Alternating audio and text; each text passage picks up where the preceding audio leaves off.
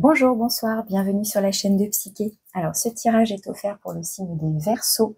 Verseaux en signe solaire, en signe lunaire, en signe ascendant, mais aussi en signe Vénus, pour tout ce qui est vie émotionnelle, vie relationnelle, c'est aussi intéressant.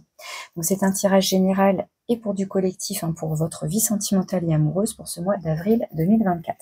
Alors, je commence par l'énergie principale, l'énergie extérieure à vous, qui va nous donner la tonalité de votre tirage, qui est susceptible de vous influencer sur cette période. Et comme toujours, je vous le rappelle, c'est un tirage général pour du collectif, donc vous ne prenez évidemment que ce qui résonne pour vous, selon votre situation, je vous laisse adapter.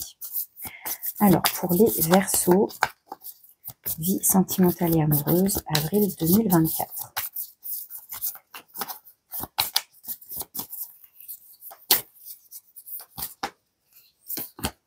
Et vous avez l'Empereur.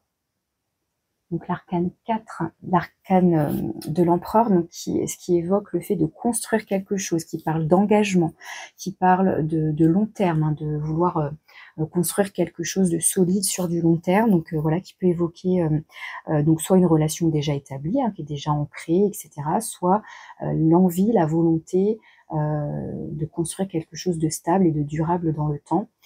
C'est celui qui structure les choses, qui organise, il y a un côté très sérieux et encore une fois de très ancré, de très stable. Ça peut évoquer, pourquoi pas, tout ce qui est construire une maison ensemble, projet de vie commune, ou en tout cas d'officialiser une relation pour qu'elle soit vraiment posée, etc.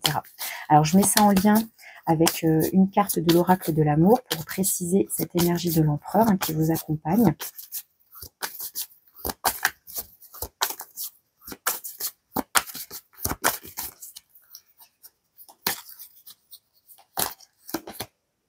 Oh, vous avez la peine. Alors, on a le cœur serré, peut-être, par quelque chose. On va aller préciser ça après avec le tarot. Alors, est-ce que c'est quelque chose qu'on avait envie de construire qui ne se fait pas, ou pas aussi vite qu'on voudrait, donc ça nous fait de la peine, ça nous serre le cœur? On va voir. On va voir comment on peut comprendre cette énergie. Il y a quelque chose qui empêche la construction. On va voir. Alors, je commence par l'énergie, les énergies qui sont positives pour vous, qui vous sont favorables, qui vous aident, qui vous soutiennent dans votre vie sentimentale et amoureuse.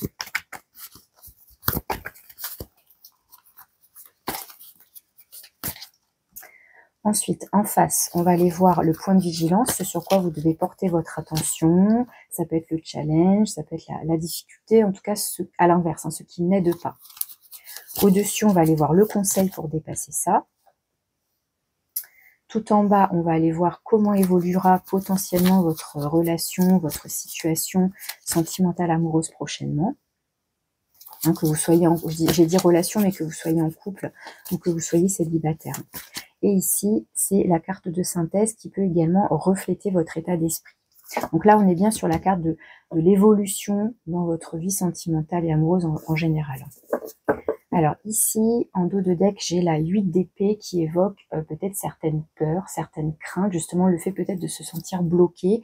Ça peut être par rapport à cette peine, justement, il y a des peurs peut-être qui apparaissent, qui font que ça empêche peut-être la construction, l'avancée de quelque chose. Je vais mettre ça par ici. Alors, on va voir ce qui est positif et favorable. Très bien. Messager de feu, c'est une très belle énergie qui nous parle là pour le coup de mouvement assez rapide. C'est le cavalier de bâton ici, qui est assez fougueux, qui est très dynamique, très enjoué, très enthousiaste.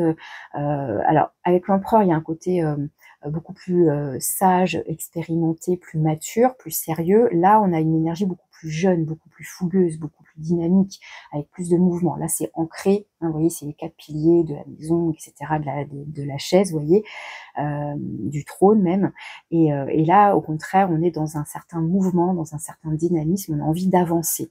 Et c'est le côté passionnel là qui est votre carburant, j'ai envie de dire. Donc ici, on a de la passion, pour moi, on a du désir, ça peut être aussi des jeux de séduction, ce genre de choses. Alors ça peut être vous, ça peut être la personne en face aussi, pourquoi pas, mais en tous les cas, on vous dit que cette énergie-là, de mouvement, d'entrain comme ça, est plutôt positive.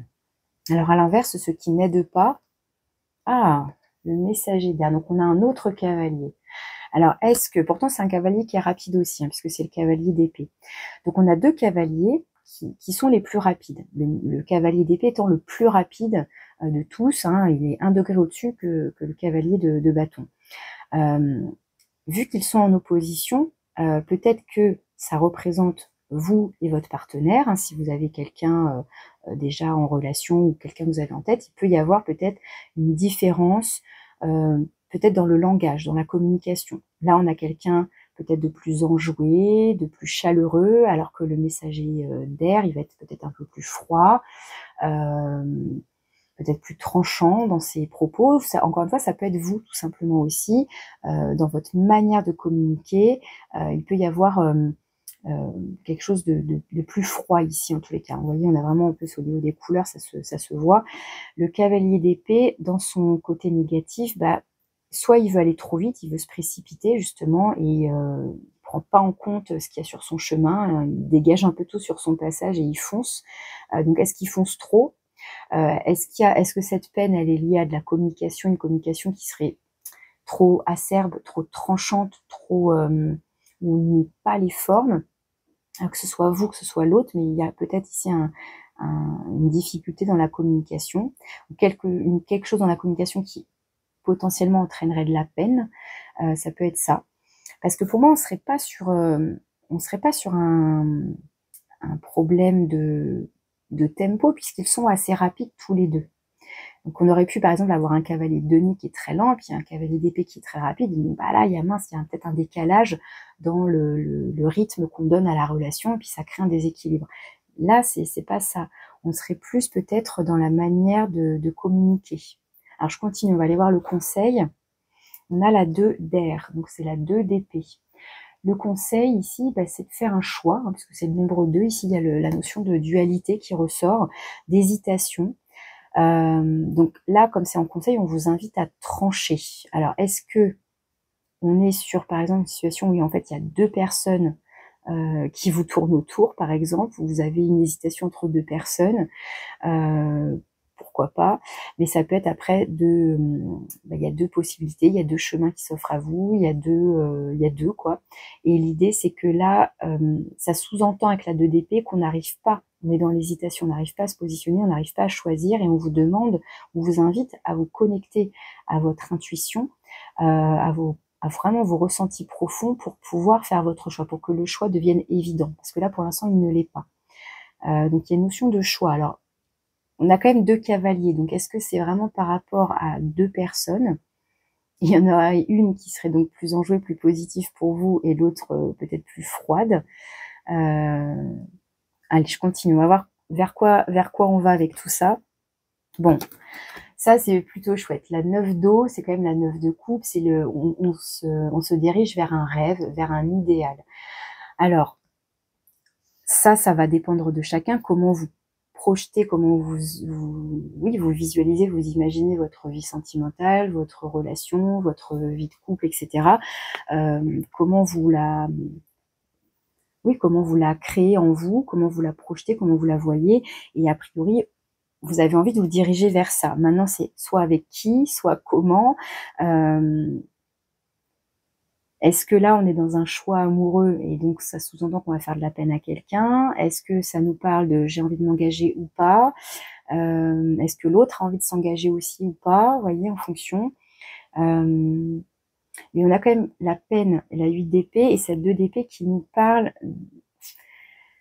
de certaines peurs, voire de certaines angoisses où on a peur de faire de la peine. Je sais pas, il y a quelque chose comme ça. Donc ça peut bloquer un peu. Et en même temps, parce que là, ça peut parler que là, il y a de l'entrain et en même temps, peut-être que là, il y a comme un stop. On n'arrive plus à avancer, justement, puisque je vous disais, le cavalier d'épée, il va vite. Mais là, s'il est en blocage, on n'arrive peut-être pas à avancer pour pouvoir construire. Alors, qu'est-ce qui fait que, je vais y recouvrir après avec ça, on aura peut-être plus de précision, mais ce conseil-là, il est assez étrange. Est-ce que vraiment c'est à propos de deux personnes, encore une fois, d'une manière de dire les choses? Allez, je continue, on va voir votre état d'esprit, la synthèse du jeu. On a la 9 de denier. La 9 de denier, ça évoque le côté célibataire pourtant. Le côté où on est bien avec soi, il y a une certaine complaisance, un certain confort, une certaine satisfaction dans ce qu'on a construit, dans ce qu'on a acquis, par soi-même, hein, par ses efforts, par son propre travail, son propre investissement, etc. Là, il y a l'idée d'être seul plutôt. C'est assez étrange là. On est seul et en même temps on est entouré de 2 cavaliers.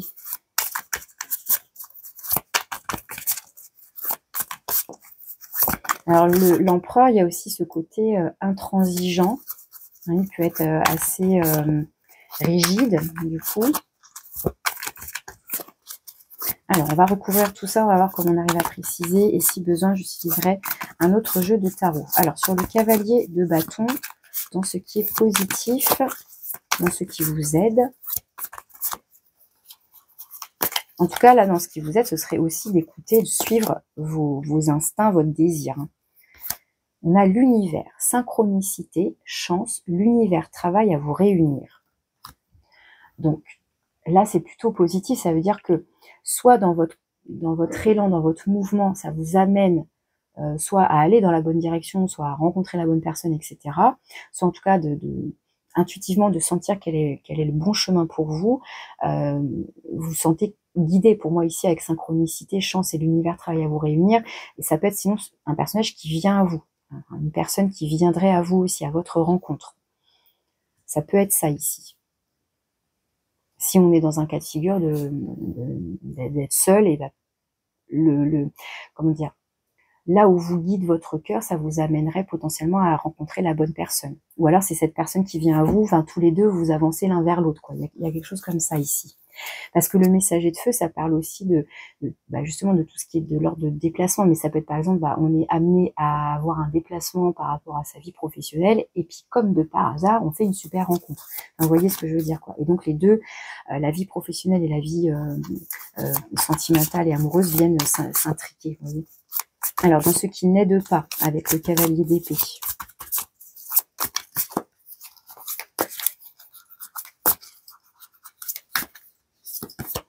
L'ego. Fierté, orgueil, inflexibilité, camper sur ses positions. Alors ça, c'est un petit peu ce que je vous disais pour l'empereur, dans son côté très rigide.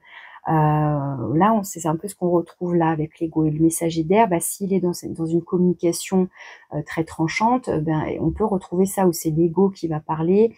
On reste sur ses positions, c'est comme ça et pas autrement. Donc on est inflexible. On n'arrive pas à laisser même de la place à l'autre pour communiquer. Donc là, je pense que c'est en lien avec votre communication ou la communication de l'autre. Hein, encore une fois, hein, il y a quelque chose qui vient... parce que là, cette carte-là, la 9 de denier, elle peut évoquer la notion de fierté, d'orgueil. Hein, on se dit, comment dire, il y a la fierté d'avoir réussi, de se dire, ouais, j'ai réussi à faire tout ça tout seul, machin. Mais dans le côté plus extrême, là, c'est l'orgueil qui prend le dessus, vous voyez. Donc, il peut y être question de ça ici. Donc, soit c'est vous, soit c'est l'autre, mais il y a peut-être un personnage ici qui a une tendance à être peut-être trop fier, trop orgueilleux, hein, que ce soit vous, que ce soit l'autre, encore une fois, et qui engendrerait peut-être un décalage.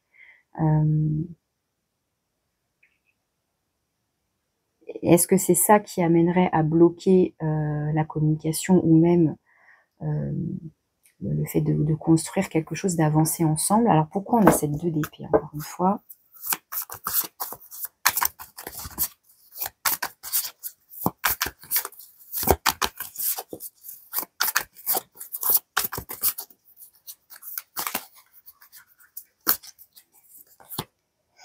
Le cœur brisé, chagrin d'amour, peine de cœur. Vous voyez, alors là, on est typiquement dans cette carte-là.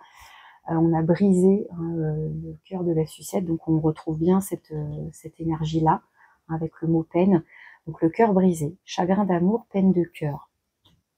Et là, on a la 2 d'épée qui est la carte de l'hésitation, du choix. Alors c'est un peu drôle.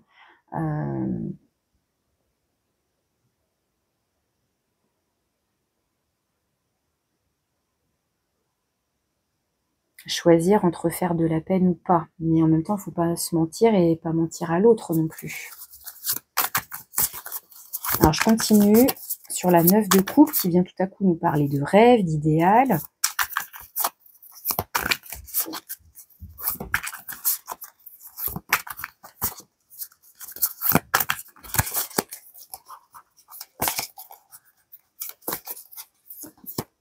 L'ignorance.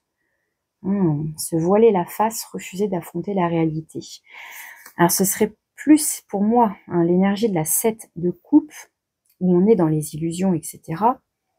Mais ici, la 9 de coupe qui évoque donc l'idéal, le rêve, bien est-ce que là, justement, on est tellement pris dans son rêve qu'on refuse d'affronter la réalité. Et donc, on se voile la face.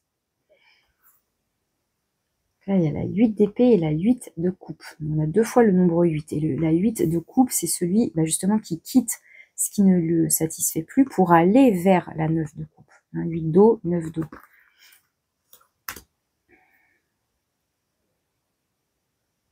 Alors, est-ce que là, en fait, on est dans un... Il y en a un des deux, et pourtant c'est positif, mais qui aurait de l'entrain, de l'engouement, etc. Mais là, on est confronté à quelqu'un qui est assez froid, qui est trop ferme, en fait, qui est même fermé presque, par orgueil, par ego.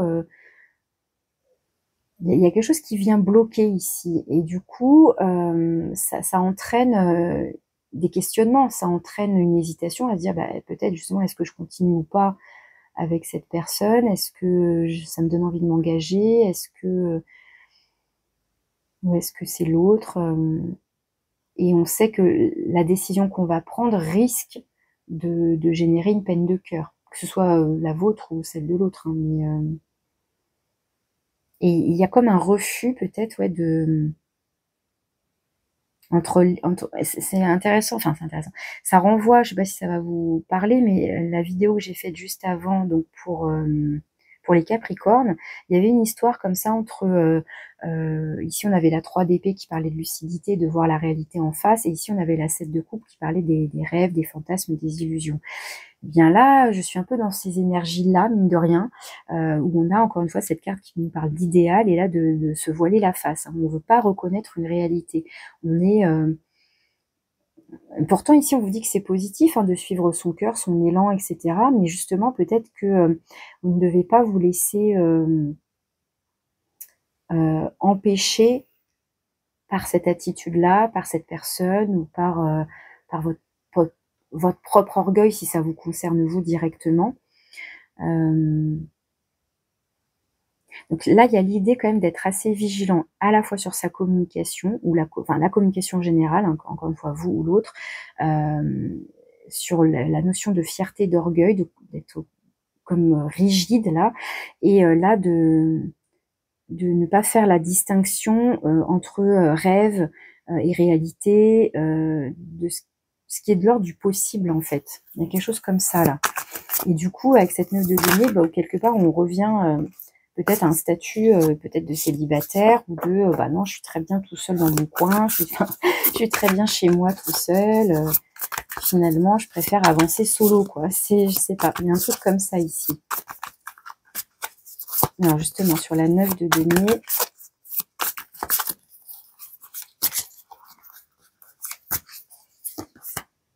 j'ai l'épée. Prince charmant, besoin de protection ou de protéger. Et en même temps, pour moi, l'épée va évoquer à nouveau ces énergies d'air. Les épées, ici, l'air, ce sont les épées. On en a quand même 3. Alors oui, là, on a la couronne et tout ça qui évoque donc... mais ça évoque aussi l'empereur avec la couronne. Alors oui, prince charmant, mais le prince charmant, ce serait plutôt le cavalier de coupe. Et là, il n'est pas ressorti. Besoin de protection ou de protéger. Alors, est-ce que justement, on préfère rester dans son petit confort, c'est pas péjoratif ce que je dis là, mais dans son chez-soi pour se protéger, et pour ne pas sortir de sa zone de confort en quelque sorte, prince charmant, princesse charmante, mais est-ce que quelque part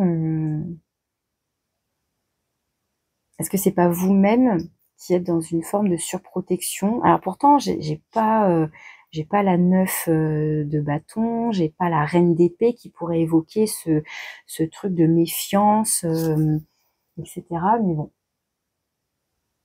l'épée là, je sais pas, moi l'épée elle me fait quand même penser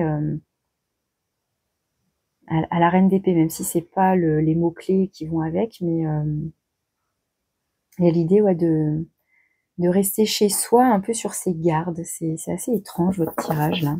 Alors que ça partait bien ici pourtant. Et puis tout le reste, c'est assez délicat. Là, j'ai les besoins. Être attentif à ses propres besoins et aux besoins de l'autre. Donc, est-ce qu'il n'y a pas justement un déséquilibre par rapport à ça?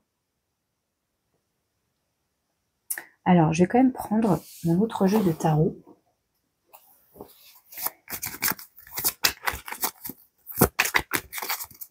Donc, je voudrais pas que la vidéo soit trop longue, mais j'ai besoin de compléter un petit peu tout ça.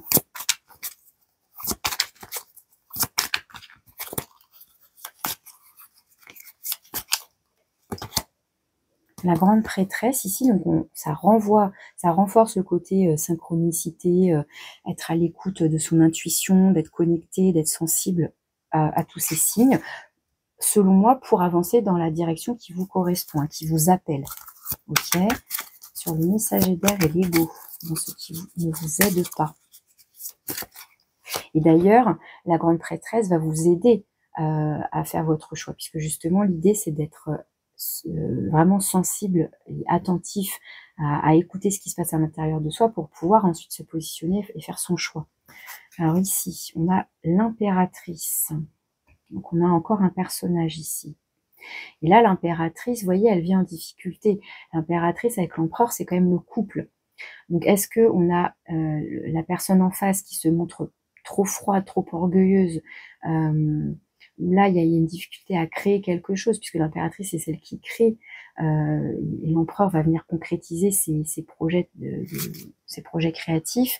Mais là, pour moi, du coup, le couple il vient un petit peu il y a une disharmonie ici. Il y en a un des deux qui se montre, à mon avis, trop soit dans une façon de communiquer qui est complètement opposée à l'autre. Là, c'est chaleureux, là, c'est très froid. Et on a peut-être quelqu'un d'assez égoïste ici, du coup, puisque l'impératrice, à la base, elle est généreuse, on est dans l'abondance. Et là, comme elle vient ici en difficulté, ça peut être un côté égoïste qui ressort. Bon, ok. Alors, sur la 2 d'épée et le cœur brisé, qui est donc en conseil,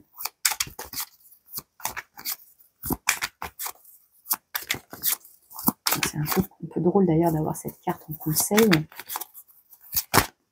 Là, on en a trop.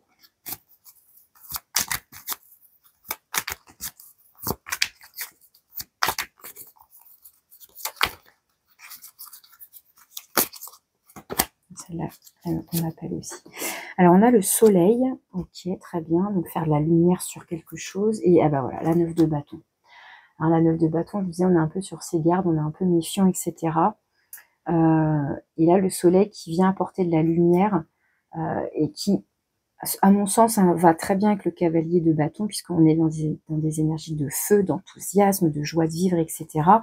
Et le soleil qui est un arcane majeur, donc encore plus fort en termes d'énergie, qui vient certainement apporter de la lumière, même aussi de la compréhension, mais surtout peut-être pour vous éclairer à faire ce choix, comme la grande prêtresse vient vous aider aussi. Donc là, c'est plutôt chouette d'avoir ces énergies-là.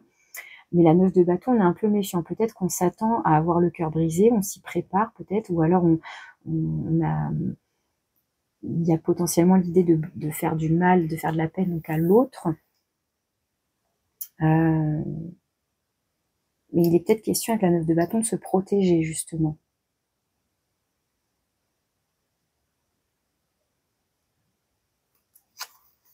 Alors est-ce que là, c'est un tirage qui nous amène à comprendre que malheureusement, la relation ne serait, je parle au conditionnel, mais ne serait pas viable, malgré des espoirs, malgré voilà ce qu'on avait pu projeter en termes d'idéal, etc.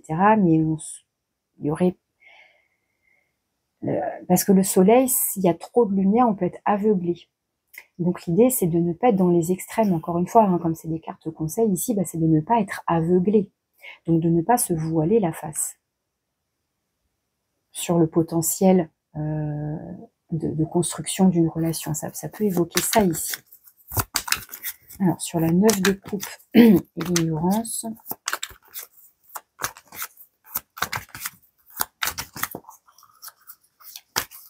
Et aussi, ce serait peut-être de ne pas oublier vos propres rêves.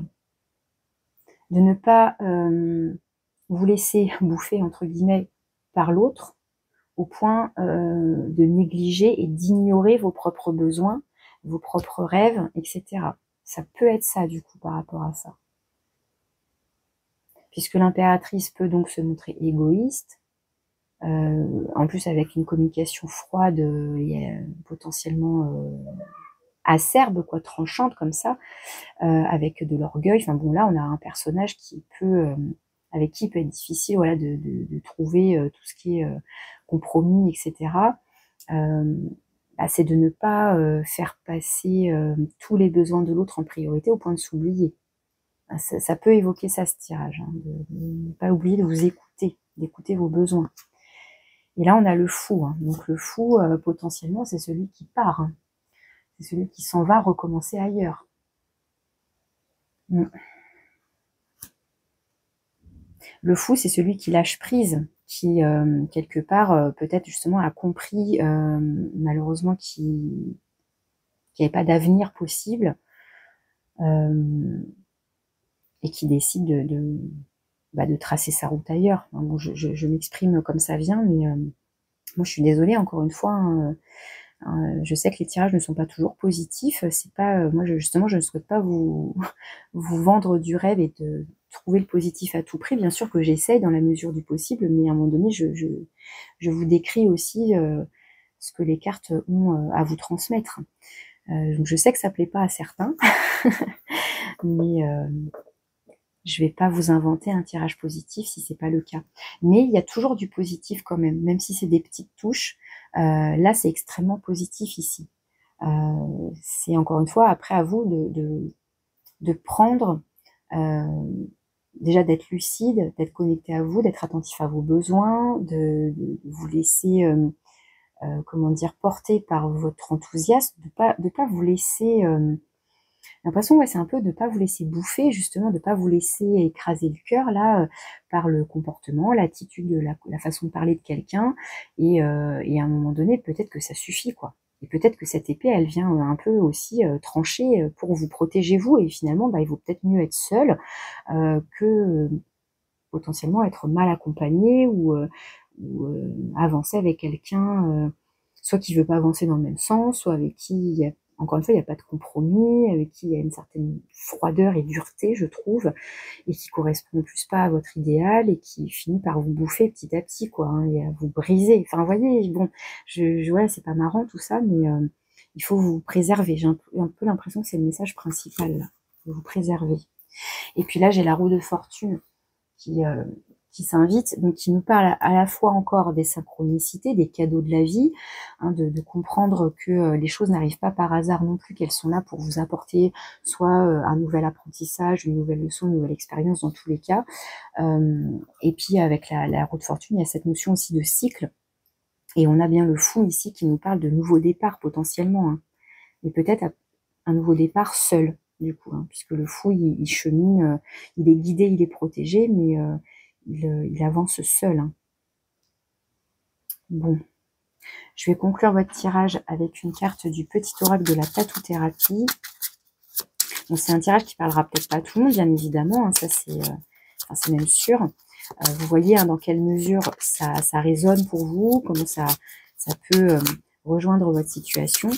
Et puis sinon, je vous invite également donc à écouter vos autres signes qui pourraient soit confirmer, soit préciser, soit vous apporter une autre lecture qui serait plus en adéquation avec ce que vous vivez. Alors, donc, pour les Verseaux,